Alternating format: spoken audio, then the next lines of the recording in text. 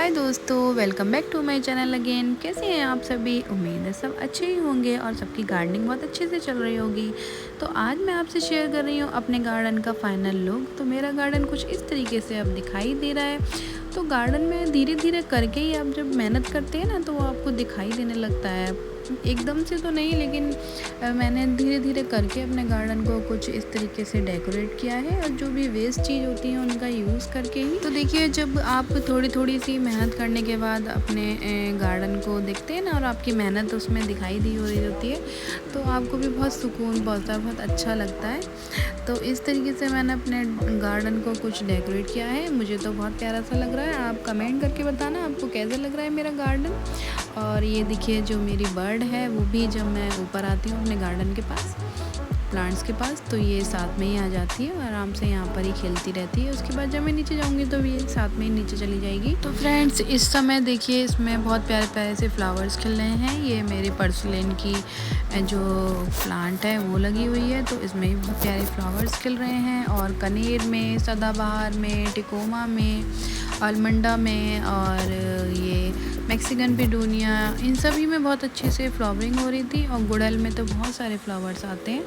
तो जितनी भी वेस्ट चीज़ें उनका ही यूज़ करके मैंने अपने गार्डन को थोड़ा सा डेकोरेट किया है। और ये वीडियो जब मैंने बनाई थी उसके लगभग 5 दिन बाद ही पता नहीं कैसे जो बंदर है मेरे गार्डन में घुस आए। नहीं, पता नहीं की बात नहीं है, वो मेरी ही गलती थी। मैं से कि मुझसे ना जाली जो है, जब गार्डन से मैं लौट रही थी, नीचे जा रही थी, तो जाली जो है वो खुली रह गई।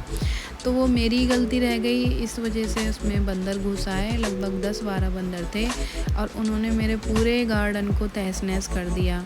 तो फ्रेंड्स, जब आपके गार्डन में एक एक पौधा मतलब जैसे बीज से लगाया हुआ होता है और वो बड़ा होता है, तो उससे कितना लगाव होता है। मतलब जो हमारे प्लांट्स हैं वो भी ना हमारे बच्चों के जैसे हो जाते हैं। मतलब उनको, उनकी केयर हम इतनी करने लगते हैं तो उनसे हमारा लगाव हो जाता है। और उनको कुछ भी डैमेज होते हैं, वो ख़राब होते हैं, तो बड़ा दुख लगता है ना अंदर से। तो देखिए, मेरे जो जितने भी पॉट वगैरह थे ना, उन्होंने सब टेढ़े मेढ़े कर दिए, ख़राब कर दिए। और ये तो जो मेरा केली होती है उसका प्लांट था, बहुत अच्छे से हो रहा था, बहुत अच्छी ग्रोथ हो रही थी उसमें, तो उस प्लांट को तो पूरा ही डिस्ट्रॉय कर दिया। पता नहीं बंदरों को तो जो केले का पेड़ होता है उससे तो पता नहीं क्या ही दुश्मनी होती है। उसको जैसे ही दिखेगा वो तुरंत ही तोड़ जाएंगे, पता नहीं क्यों तोड़ जाते हैं। इतनी अच्छी सी इसमें पहले भी ग्रोथ हो रही थी, तो पहले भी तोड़ गए और अब भी तोड़ गए। और इस प्लांट की वजह से ही मुझे लगता है बंदर अंदर आ गए, इसमें एंट्री कर दी। और देखिए, जो मेरी ऊपर ग्रीन नेट थी उसके पूरे ही टुकड़े टुकड़े कर दिए हैं, बिल्कुल चीचड़े ही कर दिए, बिल्कुल बेकार कर दिए। तो फ्रेंड, देख के काफ़ी दुख लगा। और जब बंदर थे तो दिखाई भी दे रहा था, और आपके आंखों के सामने बंदर जो है वो नुकसान कर रहे होते हैं, और आप नहीं जा सकते क्योंकि बंदरों का झुंड होता है पूरा, खुद को भी बचाना होता है। तो बहुत दुख लगता है कि बंदर आपकी आंखों के सामने ही सारा चीज़ें जो है वो ख़राब कर रहे हैं। लेकिन क्या कर सकते हैं, हम अपने आंखों के सामने ही नुकसान को देखना पड़ता है। कोई भी मतलब कोशिश भी नहीं करता उन बंदरों के बीच में जाने का, क्योंकि बहुत मोटे मोटे बंदर थे और बहुत ही झुंड में आए थे एकदम से कम 6-7 बंदर थे। तो मैं उनको नहीं भगा पाई। अब जो जब सब डिस्ट्रॉय हो गया तो फिर क्या करना था, फिर तो हमें वो ठीक ही करना है। देखिए, जो मेरा ये जो वाटर लिली का जो प्लांट था ना, वो तो पूरा टब से बाहर ही निकाल के फेंक दिया, और जो टब था उसका वो तो बाहर ही पड़ा था। तो मतलब इस तरीके से नुकसान किया कि उसको ठीक भी मतलब करने में मुझे लगभग 3 घंटे लग गए। उसके बावजूद भी मैं नहीं कर पाई। फिर उसके बाद नेक्स्ट डे मैंने थोड़ा सा ऊपर जो नेट वगैरह है उसको दोबारा से टाई किया, दोबारा से बांधा।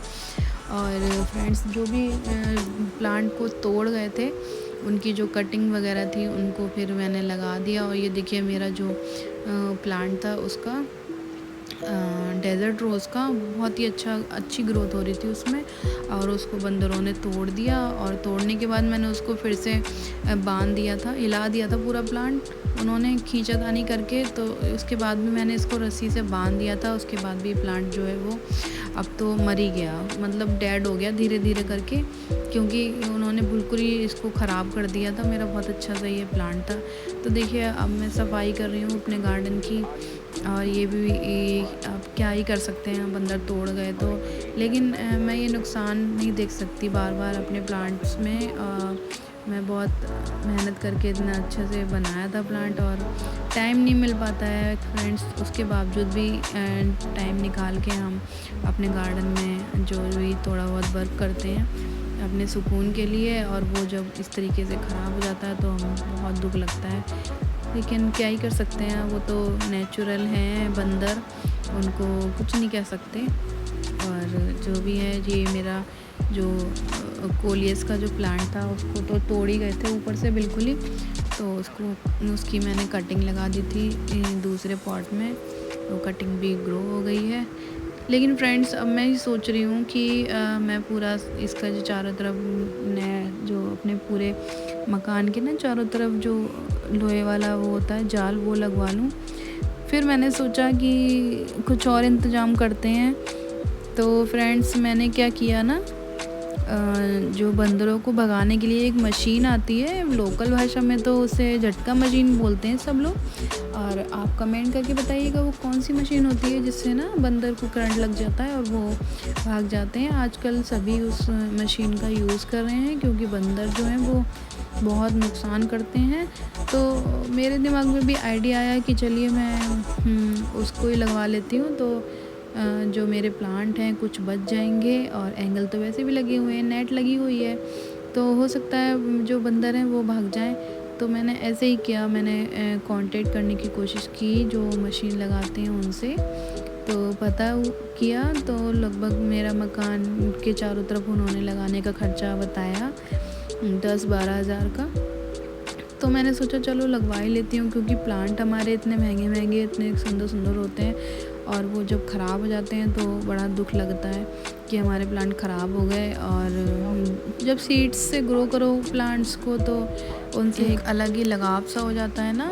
कुछ छोटे से बड़ा करो, उस पर फल आ जाते हैं, फ्रूट आ जाते हैं, और फूल भी आ जाते हैं इतने खूबसूरत से, और वो ख़राब हो जाते हैं ना, तो सब बड़ा डिस्टर्बेंस होता है, बहुत बुरा लगता है कि कैसे क्या हुआ। तो देखिए सारे पॉट वगैरह को, जो आधे पॉट तो टूट ही गए थे, उन सबको भी फिर हटा के फेंकना ही पड़ा। और जो मेरे DIY वाले थे, कछुआ वाला प्लांटर था, वो भी टूट के अलग ही हो गया। तो देखिए मैंने कम सफाई करने में लगभग मुझे 3 घंटे लग गए, और 3 घंटे के बाद ही कुछ इस तरीके से सफाई कर पाई। सारे में गंदगी फैला के चले गए थे, तो सारे पॉट्स जो हैं इधर उधर पड़े हुए थे जब मैं ऊपर गई थी। और जो मेरे पास खाली पॉट थे वो भी पड़े हुए थे, और जो ये मैंने हैंग कर रखे थे परसुलेन के प्लांटर्स, तो इनको भी उन्होंने गिरा दिया। तो जैसे तैसे करके मैंने उसको दोबारा हैंग किया, क्योंकि अभी ये टूटा नहीं था। एक टूट गया था, दूसरा वाला टूट गया था, तो उसके जो प्लांट था मैंने निकाल के दूसरे पॉट में शिफ्ट किया। तो इस तरीके से सब सफाई हो पाई, तब कहीं जाके मेरा गार्डन ठीक हो पाया। लेकिन फिर मैंने यही सोच लिया कि अब मैं वो मशीन ही लगवाऊंगी, ताकि जो मेरा प्लांट्स हैं वो सब बचे रहें। तो गार्डन में बहुत ज़्यादा मेहनत पड़ गई, बहुत ज़्यादा थकान हो गई थी इन सब को करते हुए। लेकिन वही है कि करना तो था ही, क्योंकि गार्डन हमारा बिल्कुल ही देखने में बेकार सा हो गया था, और सब मतलब बहुत बुरा हो गया था। इन सब चीज़ों को फेस तो आपको करना ही पड़ेगा जब आप गार्डनिंग करेंगे।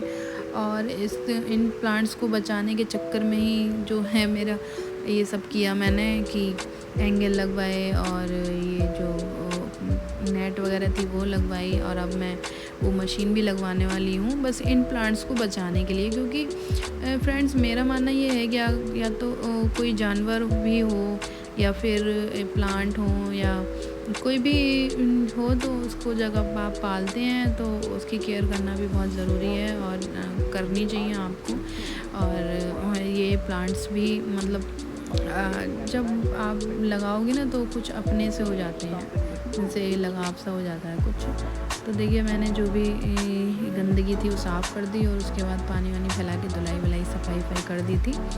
तो सफाई हो गई, और फिर ये देखिए जो मैं बता रही थी आपको, कोलियस की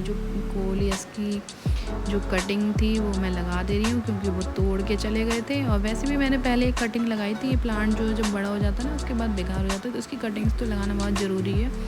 तो मैंने इस प्लांट को दोबारा से जो पॉट लेके और उसमें कटिंग्स को लगा दिया था और ये कटिंग भी आराम से ग्रो हो गई। बस पॉट ढूंढने पड़ते हैं कि किस में क्या लगाना है, मिट्टी को ढूंढना पड़ता है क्योंकि बहुत जल्दी जल्दी मिट्टी ख़त्म हो जाती है। और मेरे घर के आसपास ना रेतीली मिट्टी मिलती है जो कि कटिंग्स को ग्रो करने के लिए तो अच्छी है, लेकिन उसमें न्यूट्रिशन की थोड़ी कमी होती है। तो जो न्यूट्रिशन के लिए ना तो आपको जो खेत की मिट्टी होती है वही अच्छी होती है, तो उनमें आपका जो प्लांट है बहुत अच्छे से ग्रो होता है। तो आप उसमें ही लगाइएगा प्लांट। तो देखिए उसके बाद फाइनली लगभग 20-25 दिन बाद मैंने वो मशीन लगवा ली। अभी आपको दिखाती हूँ मैं कैसी मशीन होती है वो। तो इसको लगवाने के बाद बड़ी खुशी सी हो रही थी कि हाँ मेरे प्लांट जो है वो बच जाएंगे। तो देखिए इस टाइप की जो स्टेबलाइज़र होता है ना उस तरीके की एक ये मशीन होती है और इसमें ये बटन है। इसको अगर आप ऑफ़ कर देंगे तो वायर में जो करंट है बिल्कुल भी गायब हो जाएगा। तो देखिए मैं पास से दिखाती हूँ, ये ऑन और ऑफ़ करने का बटन है इसमें, और ये बटन है हाई पावर और लो पावर का। तो और उसके बाद ये दूसरा बटन है वो 24 घंटे आपको चलानी है, तो 24 घंटे ही चलाने का। दूसरा ये है अलार्म का, अगर कोई भी चीज़ आपके वायर से टच हो रही होगी तो इस मशीन में तुरंत अलार्म बोलेगा कि ये चीज़ टच हो रही है। और इन वायर्स में ना करंट आता है, बहुत तेज़ करंट आता है और बंदर जैसे आपकी जो रूफ़ है उसके ऊपर नहीं कूद पाएंगे उन करंट से। तो मैंने एंगल के चारों तरफ और ये नीचे की तरफ सब तरफ से ना ये जो क्या नाम है जो मशीन है उसको लगवा लिया था, सब तरफ से फिट कर लिया था। और देखिए क्या ही बताऊँ, मेरे गार्डन में सारी जो ग्रीन नेट है वो तो पूरे ही बेकार कर दी है, लेकिन कोई बात नहीं, अब हमारी मशीन लग गई है। तो देखते हैं अब हमें क्या फ़ायदा मिलता है इससे। इतना बड़ा छेद कर दिया मेरी ग्रीन नेट में, तो कोई बात नहीं, दूसरी हम मंगा लेंगे। फ़िलहाल अब तो विंटर आ रहे हैं तो ग्रीन नेट की अब ज़रूरत नहीं है, गर्मियों में ही ज़रूरत होती है। तो मैं इसको अभी हटा दूँगी बाद में, क्योंकि वायर से बहुत कस के बंधी हुई थी, तो मुझे एक एक वायर करके खोलना है और सब हटाना है। तो फ्रेंड्स बस इतनी कोशिश करने के बाद अब हमारा जो गार्डन है फिर से रिन्यू करूँगी मैं, तो फिर मैं फिर से आपसे वीडियो शेयर करूँगी। और गार्डनिंग जब आप करते हैं तो आपको थोड़ी थोड़ी सी प्रॉब्लम तो फेस ही करनी पड़ती है, तो कोई बात नहीं, हमें खुश रहना चाहिए। मिलती हूँ अगली वीडियो में। Goodbye, happy gardening, thank you for watching.